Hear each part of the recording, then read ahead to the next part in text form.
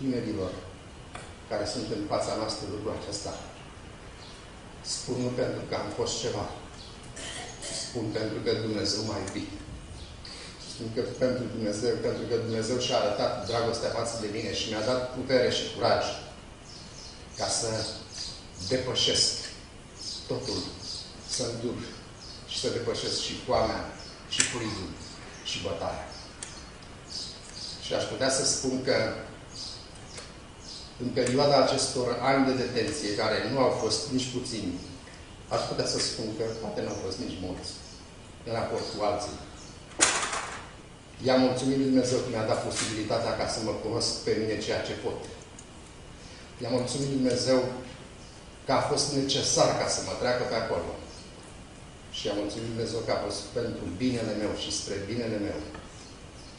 Că mi-a dat posibilitatea aceasta ca în lanțul să pot să vorbesc despre Dumnezeu. Îi mulțumesc și astăzi lui Dumnezeu că niciodată n-aș fi crezut că voi mai putea să ies din acele închisori prin care am trecut 12 la număr. Aș putea chiar să le număr pe toate, pentru că le țin minte și aș putea să spun că nu a fost ușor ca atâția ani de zile să fii lipsit de dragostea frățească, dragostea familiară, dar vă spun sincer că acele ziduri atât de hidoase, atât de murdare, atât de nedorite, le-am considerat ca un palat. Pentru că am simțit că în inima mea a fost acela care a promis că niciodată nu ne va lăsa la nevoi. I-am mulțumit Dumnezeu că s-a îndurat de un nenorocit. S-a îndurat de o stărpitură care nu merita nimic altceva decât moartea și m-a împrădnicit ca să îl mărturisesc. Legat în lanțuri și gătușe, bătut, flămând. Și atunci când eram târât în cameră ca o zdreanță, după ce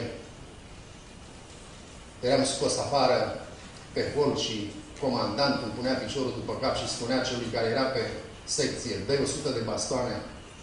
Vă spun că după 10 bastoane cădeai în extaz, îți splendea pielea pe tine, nu puteai să mai fii conștient și după ce obosea milițianul, te lua ca pe o zdreanță așa de gură ruzechi, te trăgea în cameră și nu avea voie nimeni să vină să pună un pumn de apă pe tine sau să te ajute cu ceva, pentru că era vizoare din toate colțurile cerului și dacă venea cineva să pună un pumn de apă pe tine, era văzut, era și el scos afară și tocat așa mărunt.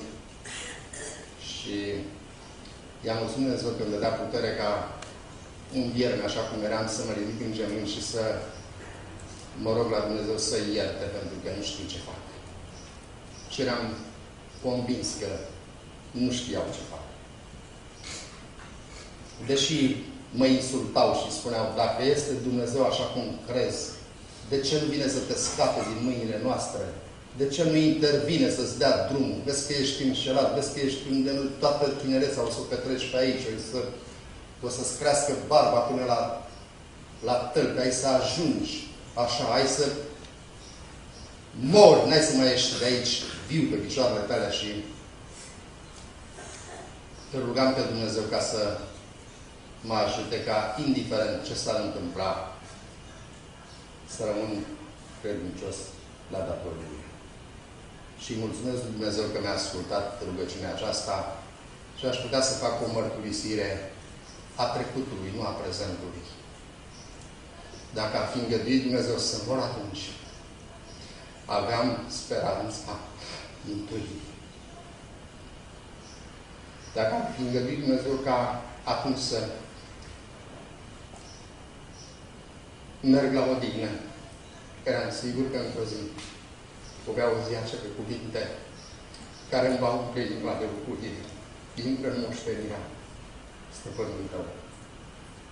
Cu regret și cu durere spun că că astăzi nu m-am acea certitudine. Dacă ar fi să mor mâine, nu știu dacă aș mai avea acea credință. Nu știu dacă aș mai avea acea speranță că nu mă mustră niciuna din zilele mele. Atunci aș fi putut să spun că în acele temnițe, niciuna din zilele mele nu m-a mustrat. Pentru că n-am călcat sabatul, n-am călcat legătura sanitară și am căutat pe cât am stat în putere să-L reprezint pe acela care mi-a dat viața. Niciodată nu aș mai fi crezut că voi mai vede soarele și libertatea. 3 ani și 8 luni.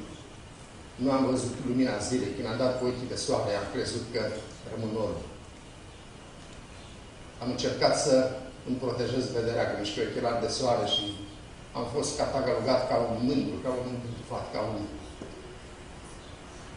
pățarnic ambițios și am luat ochelarii aceia și am rupt și am zis, Doamne, dacă acești ochelari sunt o pricină de cădere pentru frații mei, niciodată n-am să mai port ochelari de soare. Și mulțumesc Dumnezeu că acum port ochelari de vedere. Dar îi mulțumesc că pot să-i port. Îi mulțumesc lui Dumnezeu că, deși nu credeam că, așa cum v-am amintit, am să mă mai bucur de libertate, mi-a dat Dumnezeu un mare dar. Mi-a dat o soție și mi-a dat niște copii care mă bucur de ei și îl rog pe Dumnezeu ca să îi ajute, ca și ei să-și consacre tinerețea pe altarul lui Dumnezeu. Să nu le fie rușine că au un tată ognaș. Să nu le fie rușine că au avut un tată care a fost arestat. Pentru că n-am fost arestat pentru lucrurile acestea rușinoase. Și am acceptat ca să trec acolo. Pentru că am crezut că este drept. Și mi-amintesc că în ultima săptămână, când trebuia să mă liberez un termen, a venit la mine comandantul, contrainformatorul politic și medicul și după ce m-au testat foarte amănunțit pentru că ajunsaseră să creadă că sunt nebuni datorită faptului că atunci când anunța un deținut că merge la izolare și aceasta o făcea sub o formă de batjocoră, fă-ți bagajul că mergi la Predeal sau la Sinaia, spunea că mergi la stațiune, dar aceasta era izolatorul de pedeapsă unde stăteai 10-15 zile și o zi era la cald, o zi era la rece sau o zi era personal, o zi accelerat. Știți dumneavoastră, când era la personal, oprea la vizetă să-ți dea ciricul acela de pâine. Când era accelerat, nu mai oprea la vizetă și țin minte că atunci când pe mine m-a anunțat să merg la Sinaia sau la Predeal, la stațiune, să-mi fac bagajul, singurul bagaj pe care îl aveam asupra mea era perna, cearșaful și pătura. Și spre deosebire de colegii mei care, atunci când erau anunțați să arunca în cap de la 4-3, jos cu mozaic, să moară și tăia bernele la gât, tendoanele la mâini, înghițat toți de găleți, sau fiare de la paturi, își tăia, îți dea drumul la sânge, așa se zicea în jargon de detenție, de pușcărie. Când eram anunțat să merg la stațiune, îmi strângeam acest bagaj despre care v-am făcut cunoscut și începeam să cânt cântarea Mare, Doamne, iubirea Ta, prin care ai salvat lumea. Și când mă vedeau când zicea asta, a luat o rasna, nu mai este sănătos. Ăștia vor să moară, vor să ajungă la infirmerie și ăsta când zice. A luat o razna de la ea. Dar nu m-a lăsat Dumnezeu ca să iau razna și așa cum am spus ultima săptămână, după ce m-au testat, le-am spus cetățenilor că aceasta era formula de prezentare. Sunt destul de lucid ca și în ziua când am intrat pe porțile acestor penitenciare. Dacă am ajuns în această stare, nu este vina mea. Dumneavoastră m-ați făcut așa, dar va veni o zi când rolurile se vor schimba și situația va fi alta. Și îmi zice comandantul, ce vrei să spui cu asta? Zic, dacă mi este permis, aș putea să spun că într-o zi, cred că eu voi fi judecătorul și dumneavoastră veți fi acuzați. Spune, știi ce? Am venit să spunem că pentru ceea ce ai făcut aici, pentru că n-ai respectat regulile de ordine interioară, pentru că ai făcut propagandă religioasă cu deținuții, îți mai dăm încă 5 ani de pușcărie. La ce se referea ceea ce spunea dumnealui atunci când eram la izolatorul de pedeapsă și ca ziua să treacă mai repede, că m-am spus, o zi era la rece și una la calm, începeam să le povestesc colegilor mei de suferințe despre dragostea și iubirea lui Dumnezeu, tot ceea ce mi-aminteam din ceea ce citisem acasă și cel mai mult m-a încurajat și m-a întărit cântările. Cântam și lor le plăcea melodia aceea, că e muzică folk și ajunsaseră să învețe și versurile și când începeam să cântam câte 5-6 inși, țăream în celulă și venea cel care era pe secție, deschidea vizeta și spunea, Sfântule, că așa îmi zicea în formă de batjocură, îmi arăta așa pe dresă că vine comandantul, să tăcem din gură. Lasă-l să vină și dumnealui, îl băgăm aici în cor să cânte împreună cu noi. Nu e sănătos la tabai cu bunic, cântea vizeta și pleca. Vă spun că atunci când mi-a spus că mi-a emite un mandat de arestare, deși ajunsasem o epavă care n-aș mai fi putut să continui o condamnare, a trecut prin mine așa ca un sloi de gheață, aș putea să spun prin cuvinte mai înțelese din creștetul capului și până în picioare, așa o groază, o teroare și mi-au adunat toate puterile pe care le-am avut și spun, cetățene comandant, Dumnezeu a dat, Dumnezeu a luat. Numele Lui să fie binecuvântat. Dar nu mai eu știu cum am spus lucrul acesta, ca să nu mă trădez. Și spune, lasă că îți arătăm noi ție Dumnezeu. A închis ușa și a plecat. Și spre tristețea și durerea mea sufletească a fost că m-a mai ținut peste condamnarea care am avut-o încă 7 zile. Dacă până atunci nu am putut să mănânc, că nu aveam ce, de atunci încolo nici 100 aia de grame n-am mai putut să mai mănânc. Plângeam toată noaptea ca să nu mă vadă deținuții și strigam la Dumnezeu și spuneam, Doamne, nu cei morți te laudă, ci cei vivi.